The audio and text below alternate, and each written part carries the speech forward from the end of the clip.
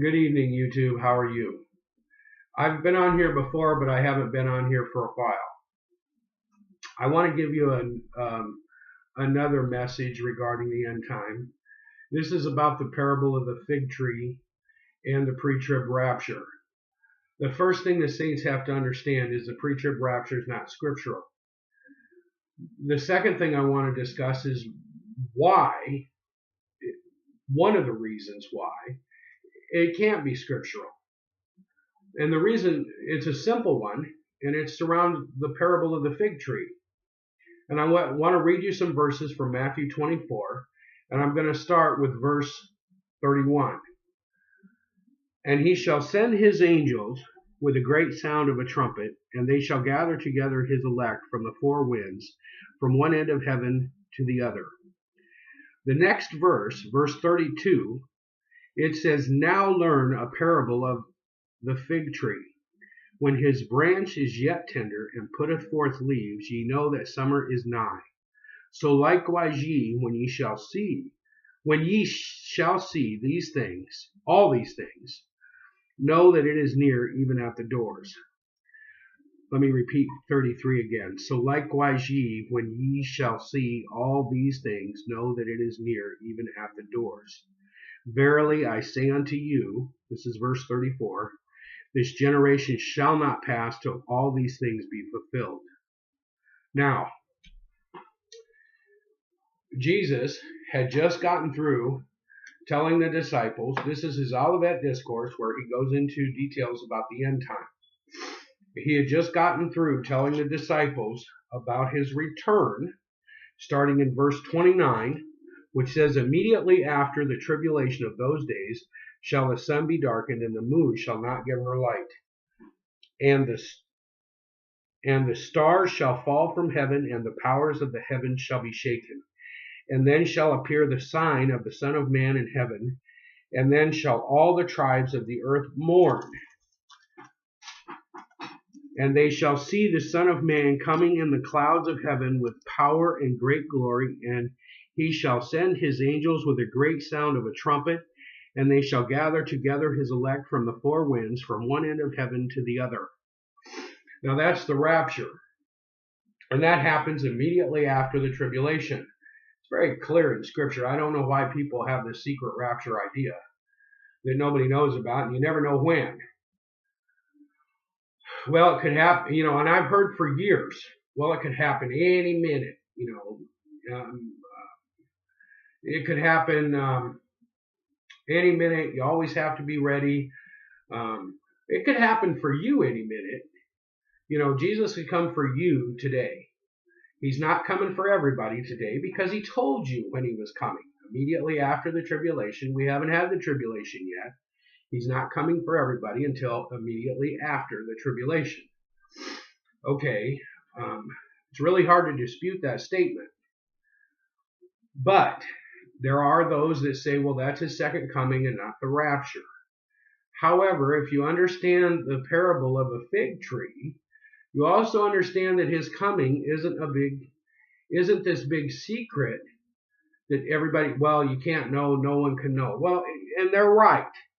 If you read verse 35 and 36 of this same discourse, heaven and earth shall pass away, but my word shall not pass away. But of that day and hour knoweth no man, no, not the angels of heaven, but my Father only.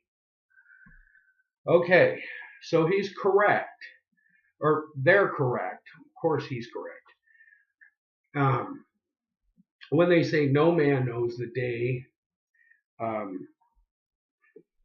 no man knows the day, but of that day and hour knoweth no man. Day and hour, day and hour, day and hour. Okay, so that would be the specific day and the specific hour. No man knows that. That's a fact. However, that doesn't mean you don't know the window, because his statement here in verse 32 says, Now learn a parable of the fig tree. When his branch is yet tender and putteth forth leaves, ye know that summer is nigh. So likewise ye, when ye shall see all these things, know that it is near, even at the doors. Now, he's already told you in verse 15 of this discourse to read Daniel. And this is exactly what it says. When ye therefore shall see the abomination of desolation spoken of by Daniel the prophet stand in the holy place, whoso readeth, let him understand. Well, he's telling you here to read Daniel. I mean, you can imply that by the statement, whoso readeth, let him understand, spoken of by Daniel. So in other words, there's an expectation that you've read Daniel. There's an expectation that you've learned a parable about the fig tree. Okay. Now, to learn a parable about a fig tree, you need to know something about a fig tree, right? How many of you out there actually know how a fig tree works? Or know anything about a fig tree? I find that many Christians who think they understand this parable can't answer any questions about a fig tree. I would also find that if they can't answer any questions about a fig tree, they probably don't understand the parable. Because it wouldn't make any sense for you to tell me that you don't know anything about a fig tree, but yet you understand the parable. See the dilemma there? So here's what I'm going to do. I'm going to explain to you some things about a fig tree so that you have some basic knowledge of a fig tree. First, a fig is unique. It's not like many other fruits. Okay? A fig, when it grows out, it grows in a certain direction from the branch, and it forms the ball of the fruit on the end of the stem off of the branch. Okay, and this ball sits out here and grows. That ball, eventually, as it ripens, it will get heavier and heavier, and it will drop so that it is perpendicular to the branch, or to the ground, I guess. And then you know it's ripe once it's dropped. While it's up here, sticking like this, it's not ripe, okay? If you pick it before it drops, and it's not ripe, before it's ripe, before it drops, prior to it becoming ripe, it doesn't taste good, okay? If you pick it before it ripens, it doesn't continue to ripen. It's not like a banana where you pick it green and then you let it sit on your counter for a few days and it'll turn yellow. Figs don't do that. Figs they don't ripen after they're picked. They have to be picked ripe. And if you pick them before they're ripe, they don't taste good. That's another thing. They don't ripen after they're picked, and they don't taste good if they're not ripe. The fig farmer, when he looks out his window, can tell whether his plants are ready to pick or not, because the position of the ball on the end of their stem off of the branch has changed. And it's a specific change. Now, it even gets better than that. The fig itself, you have about less than a week window, but generally 2-3 day window to go pick them before they fall to the ground, because they will continue to soak up more juice and become heavier and fall to the ground. The idea would be that you harvest them while they're still on the tree, okay?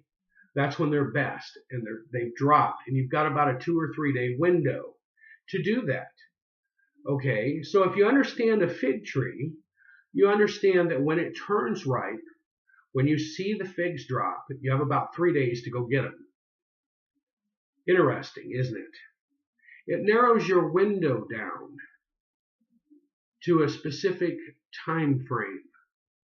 Because if you understand the fig tree and you learn that parable, and then you compare it to what Jesus has told us, there might be a specific window we should be looking for.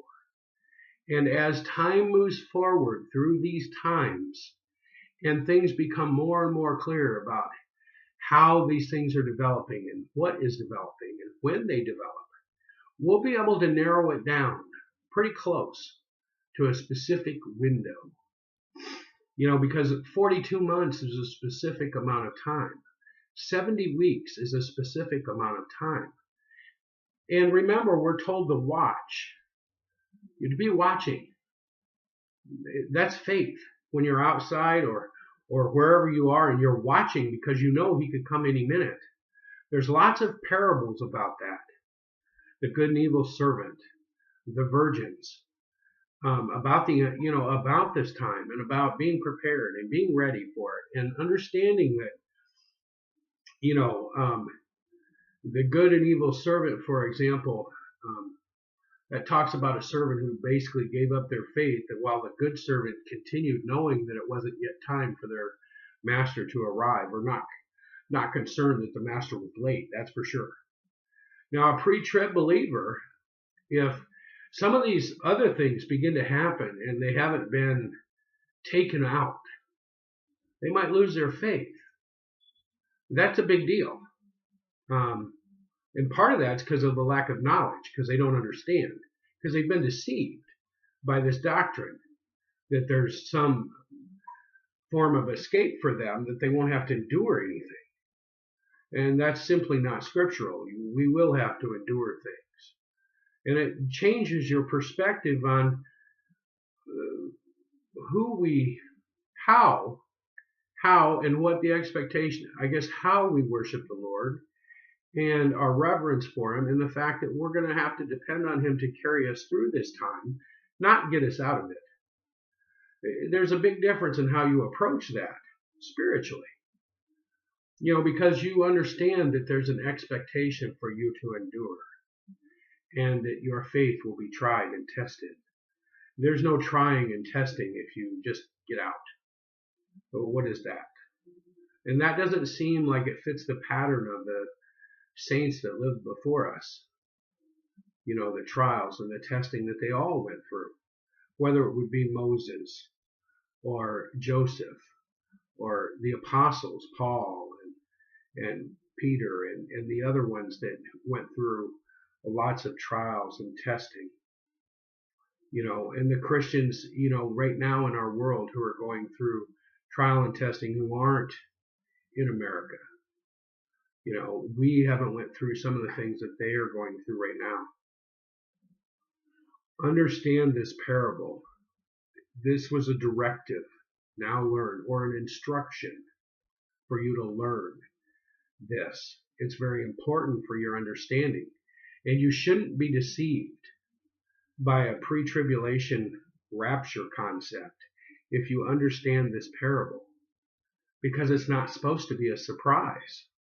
The fig farmer is not surprised when the harvest is ready, because he knows what it looks like.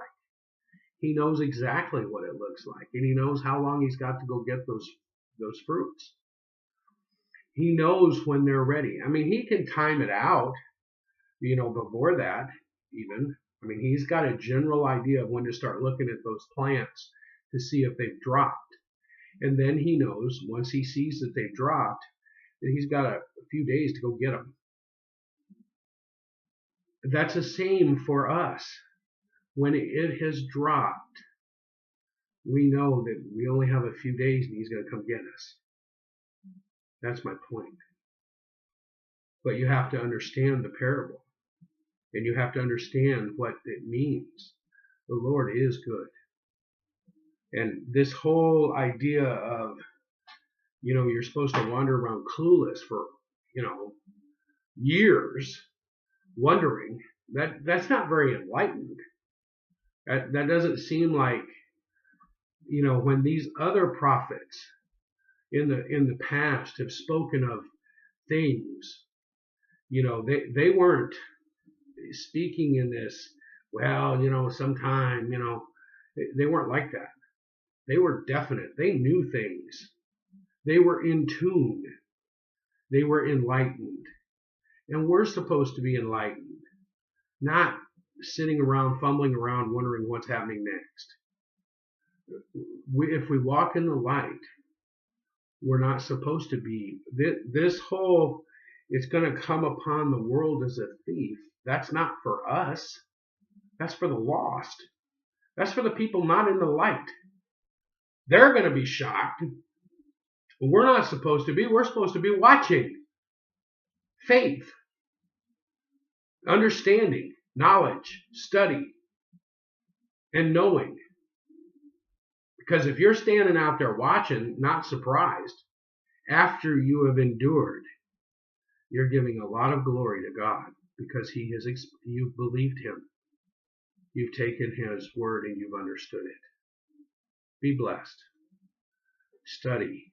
Show yourself approved. And if you have questions, please ask me, because the fig tree is a deep parable and it's something every Christian should understand.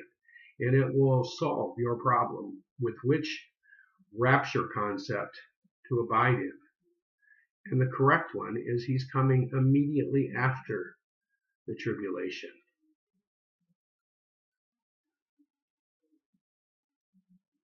And I hope that somebody, has questions or goes and studies about a fig tree.